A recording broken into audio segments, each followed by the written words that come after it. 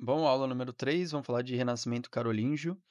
Essa aula aqui é uma continuação direta da segunda aula, na qual a gente falou especialmente do desenvolvimento da Nortúmbria, né, da Inglaterra, pela evangelização ali dos monges irlandeses, e agora a gente vai falar dessa continuação. Então, indo direto para o ponto da aula. O que acontece? A gente tinha falado que a Nortúmbria, assim como a Cantuária também, foi um grande centro de cultura e, enfim, isso foi trabalho completamente feito pelos monges, por São Columbano ali, né, e tantos outros. Você pode assistir a segunda aula para a gente pegar desse ponto de partida, mas a gente viu que teve um ápice ali, um clímax de civilização na Nortúmbria, ali no norte da Inglaterra. E a gente vai falar especialmente, né, de 2 monges anglo-saxões, portanto 2 monges ingleses que continuaram esse trabalho que foi feito na Nortúmbria, no Reino Franco, onde seria aí hoje a Alemanha, a França, naquele território. E o São Bonifácio é um deles, um monge anglo-saxônico que muito culto, né, muito inteligente, um grande missionário também, e o Alcuino de York, que foi conselheiro do rei Carlos Magno. Mas primeiro vamos começar falando do São Bonifácio, porque ele que foi o conhecido apóstolo da Germânia, né, apóstolo da Alemanha, ele trabalhou para a conversão da Alemanha, enfim, mas ele era o que Ele era inglês, e ele fazia parte dessa tradição que a gente discutiu na última aula, a tradição da Nortúmbria, de monastérios que realmente tinham essa característica de serem centros intelectuais, centros de alta cultura, cultura tanto, como eu disse, intelectual quanto material mesmo. O São Bonifácio desde cedo sentiu essa vocação para ser monge e monge missionário. Ele consegue se tornar legado papal pelas mãos do Papa Gregório II, e com isso ele vai e parte para evangelizar a Germânia, a Alemanha, né, lembrando que no começo era só um monge, mas ele decidiu que queria ajudar na conversão dos povos bárbaros.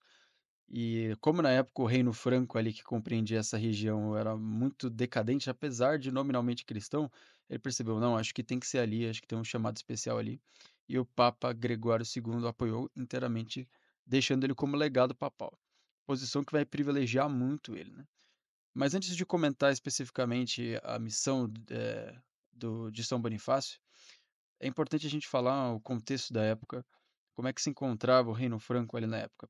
Primeiro, aquilo que está descrito na História Francorum, né, a história dos francos, do São Gregório de Tours, já foi citado como fonte na primeira aula. Um ambiente de decadência moral e de costumes pagãos muito enraizados ainda, né. Então, no plano político, no plano dos costumes, no plano da moral, era uma sociedade que estava aos frangalhos, assim.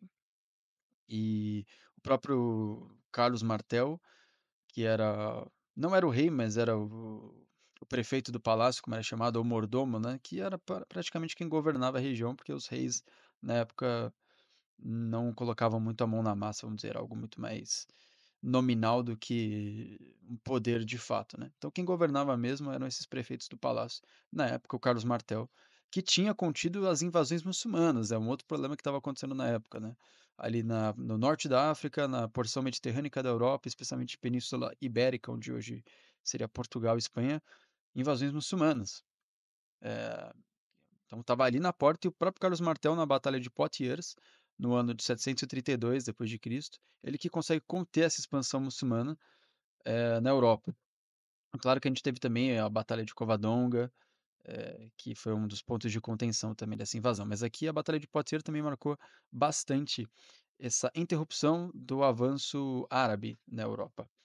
Então, além de tudo isso, o próprio Carlos Martel representava um perigo também, a gente sabe que ele era um homem que expropriava os bens da igreja para negociar com aliados, súditos, seus guerreiros, então ele realmente explorava os bens da igreja, tirava propriedades, etcétera, que haviam sido doadas pela aristocracia antigamente, e passava para os seus aliados. Eu até vou ler um trecho aqui sobre isso, de um autor chamado Georges Minoir, onde ele escreve um pouco sobre essa atitude do Carlos Martel. Então vamos ler um pouquinho aqui.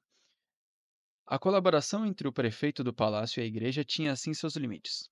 Carlos Martel até deixa uma má memória nessa área, devido à sua prática habitual de expoliação da propriedade eclesiástica, sempre com o mesmo objetivo: recompensar seus seguidores, dando-lhes a única fonte de riqueza da época, a terra.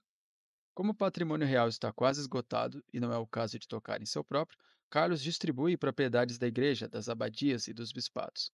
Afinal, essas propriedades vieram de doações feitas pela aristocracia, mas não se pode correr o risco de alienar completamente o clero. Assim, sob Carlomagno e Pepino o Breve, utiliza-se um subterfúgio. A igreja mantém a propriedade iminente das terras confiscadas e recebe uma soma anual, uma espécie de aluguel, como reconhecimento dessa propriedade. O senhor laico é teoricamente apenas o locatário, e a igreja pode esperar que um dia recuperará sua propriedade.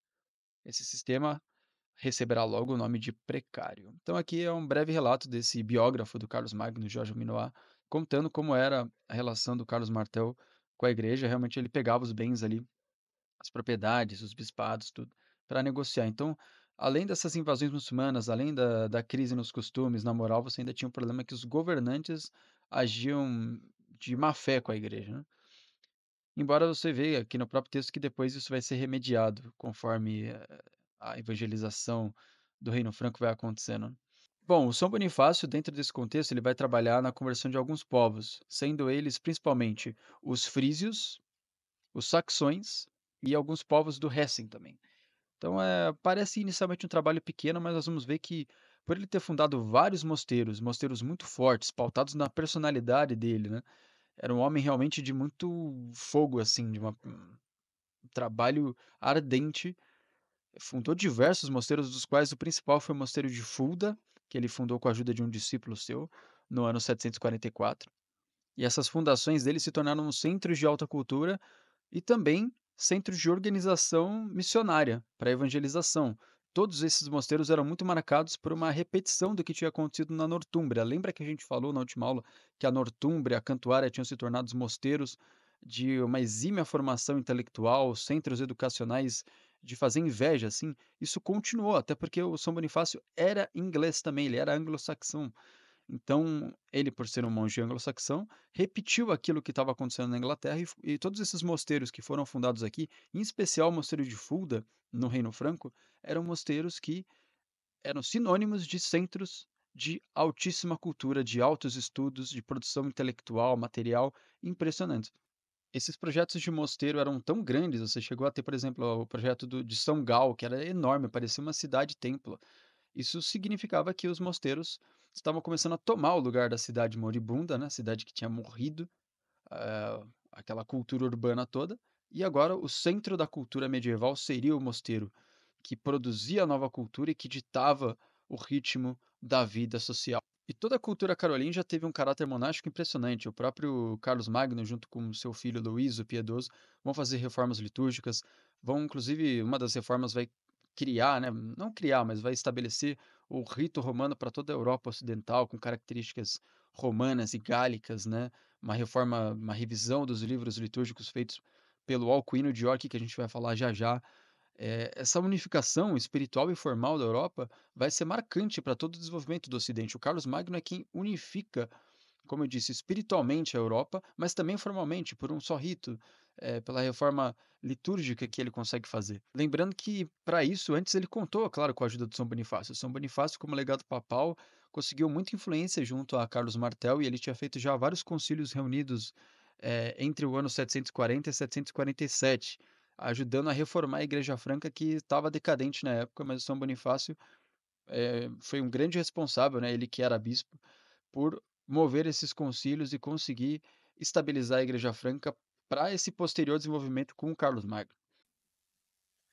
Aliás, cabe notar aqui que o São Bonifácio contribuiu diretamente para a instituição da nova dinastia carolíngia no poder. Vocês lembram que eu disse, né, que o Carlos Martel ele não era o rei, ele era apenas o prefeito do palácio. Então, o que o São Bonifácio vai fazer? Ele consagra o filho de Carlos Martel, o Pepino, como rei dos francos. Isso foi em Soissons, no ano de 752. Essa cerimônia vai ser repetida 2 anos depois com o Papa Estevão II, agora na cidade de Saint-Denis. Isso marcou uma nova era no Ocidente. Aliás, vai ser com o auxílio dos filhos de Carlos Martel que Bonifácio vai realizar essas reformas e concílios de que eu acabei de falar. Isso tudo se tratava não de algo arbitrário, mas de um projeto visionário e cuidadosamente planejado por São Bonifácio. Projeto este que contava com uma tríplice aliança, isso é, com o papado, com a família de Carlos Martel, como acabamos de dizer, e com os monges missionários que atuavam a partir dessas fundações monásticas do próprio São Bonifácio. Isso nos mostra a genialidade desse homem e a sua arte de governo à maneira romana. Por mais que o Império Carolíngio vai durar menos de um século, isso vai se tornar o padrão, o que aconteceu aqui vai se tornar o padrão que toda a Europa vai seguir assim por diante. A gente vai ver que isso se deveu muito ao trabalho de Alcuino de York, vai ser pelos discípulos dele que isso vai acontecer. E lembrando também que essa cultura monástica, ela seguiu inteiramente o padrão do que tinha acontecido na Nortúmbria. Você vê a importância da aula passada, onde a gente viu o que aconteceu ali na Inglaterra e por que que é tão importante, né, estudar o que aconteceu na Inglaterra. Parece algo tão fora para a gente entender, mas não. O que aconteceu ali foi o padrão que foi seguido na cultura carolíngia, nesse renascimento carolíngio, e que seria, a regra para todo desenvolvimento posterior na cultura ocidental medieval. O próprio Alcuino de York, como sendo esse último representante da cultura da Nortúmbria, ele vai dirigir essa escola do Palácio de Carlos Magno. Aliás, a fundação da escola do Palácio, feita por Alcuino, é um projeto sensacional, porque era um centro de altos estudos, né, ali no Palácio de Carlos Magno, onde você tinha eruditos, nobres, laicos, clérigos, religiosos discutindo assuntos de humanidade, de educação no geral, né, e havia ali um propósito deliberado de criar uma cultura cristã, a ponto que o próprio Alcuino de York, numa carta a Carlos Magno, ele vai expressar esse desejo de fazer uma Atenas na França. Vamos ler essa carta aqui, ó, estou deixando na tela para vocês. Olha o que o Alcuino de York escreveu para o Carlos Magno. Se as vossas intenções forem levadas adiante, pode ser que uma nova Atenas surja na França, uma Atenas mais justa que a de antanho, pois nossa Atenas, enobrecida pelo ensinamento do Cristo, superará a sabedoria da academia. A antiga Atenas podia contar apenas com os ensinamentos de Platão para instruí-la. Ainda assim, floresceu com as 7 artes liberais. Mas nossa Atenas será enriquecida pelos dons 7 vezes multiplicados do Espírito Santo e superará toda a dignidade da sabedoria terrestre. Então a gente nota aqui um tom de tradicionalismo, de preservar a cultura antiga. Então o Alcuino de York tinha uma biblioteca muito prestigiosa, ele mandou copiar diversas obras antigas. Teve muitos trabalhos educacionais também, como por exemplo esses aqui que eu vou citar, livros como De Institutione Clericorum, de Rabano Mauro, dicionários e comentários como Liber Glossarum, a Glossa Ordinaris, houve uma reforma da escrita, reforma da liturgia. Então, Alcuino de York foi o grande responsável por preservar a cultura, por fazer reformas, por dirigir a escola do Palácio de Carlos Magno, um centro de altíssima cultura que seria padrão também de desenvolvimento intelectual para a Europa no futuro.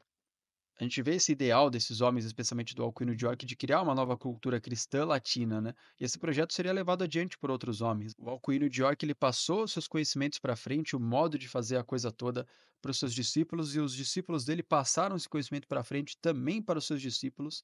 A gente sabe que os monastérios na época do Carlos Magno, esses abades carolíngios, foram os grandes responsáveis pelo desenvolvimento cultural da época. E esses mosteiros, esses monastérios beneditinos, esses abades, eles fizeram tudo isso e acabaram se tornando, né, fazendo os mosteiros se tornarem as grandes ilhas remanescentes de cultura em meio ao barbarismo, né. É onde você ainda tinha, o cultivo das letras. Aliás, ninguém valorizou mais a educação nessa época e a divulgação das letras do que o próprio Carlos Magno. Ele tinha o poder e a visão suficiente para realizar esse projeto e ele fez isso. Então ele é o grande patrono da cultura, ele é quem patrocinou, quem tinha o poder, quem tinha o dinheiro, quem tinha as armas para fazer isso, mas ele também reuniu diante de si homens de muita sabedoria. Ele tem esse grande mérito de ter reunido consigo Alcuino de York e todos os homens da escola do palácio, os pares de França, os famosos pares de França. Ele sempre reuniu diante de si os melhores, e por isso ele conseguiu criar esse Império Carolíngio, esse renascimento cultural, esse renascimento carolíngio da cultura, que vai ser todo padrão, repito, todo padrão a ser seguido pelo restante da Europa. Todo o ideal a ser observado vai ser baseado no que Carlos Magno iniciou. Então, quando cair o Império Carolíngio, vão ser os mosteiros que vão se preservar e preservar consigo também o cultivo da vida intelectual no Ocidente, em meio a todo o barbarismo, as invasões vikings que vão surgir, as invasões muçulmanas de outro lado, mas os mosteiros permanecem como as instituições, né, especialmente esses mosteiros que surgiram na época do Carlos Magno sob o patrocínio dele, são esses mosteiros que vão preservar a cultura. E aí a gente pode até pensar, o mosteiro ele é uma instituição um pouco fraca assim para resistir a ondas de barbarismo, como por exemplo, os ataques vikings, né? Mas por incrível que pareça, os monastérios se mostraram muito resistentes aos ataques, dos bárbaros. Então vamos supor que 99 a cada 100 mosteiros fosse destruído pelos bárbaros, pelos vikings, por exemplo. Aqueles poucos mosteiros que restavam, por continuarem fazendo a mesma coisa, seguindo a mesma tradição, a mesma regra, estudando e pensando da mesma forma, logo eles se recuperavam. Então, por eles fazerem exatamente as mesmas coisas que os seus predecessores, aquilo voltava à vida, do nada. Então, muitas vezes você teve vários exemplos na Inglaterra de mosteiros que foram atacados. A gente sabe que a Inglaterra foi muito atacada pelos vikings, mas a cultura monástica nunca pereceu inteiramente. É claro, aconteceu de na Escócia e na Irlanda o monasticismo e a cultura que foi criada na época nunca mais voltar a ser a mesma, porque os ataques foram muito fortes. Para isso você precisava, sim, não bastava só você ter os mosteiros, você precisava de uma proteção também da nobreza, você precisava da instituição temporal para ajudar. E é isso que a gente vai estudar, inclusive, na próxima aula, como foi importante a relação da realeza, a instituição da realeza e a sua relação com a igreja para a proteção, desse florescimento cultural que aconteceu. Proteção da cultura monacal, que era o coração ali do que foi criado no Império Carolíngio, que foi o grande impulso, né, que foi dado para o renascimento carolíngio. A gente vai estudar isso. Então, foi necessário sim que houvesse uma aliança da igreja com a realeza. Isso vai ser estudado na próxima aula. Mas mesmo assim é admirável como os mosteiros resistiram sem ter armas, sem ter mecanismo de defesa, só fazendo a mesma coisa, só pela persistência, só pela fidelidade ao seu propósito. Bom, gente, então, eu acho que por essa aula aqui vai ser uma aula mais curta, um complemento, na verdade, da segunda aula, mas eu espero que vocês tenham gostado. Se ficaram com dúvidas, podem colocar nos comentários e vejo vocês na próxima aula que vai ser sobre a realeza e a igreja. Nos vemos lá.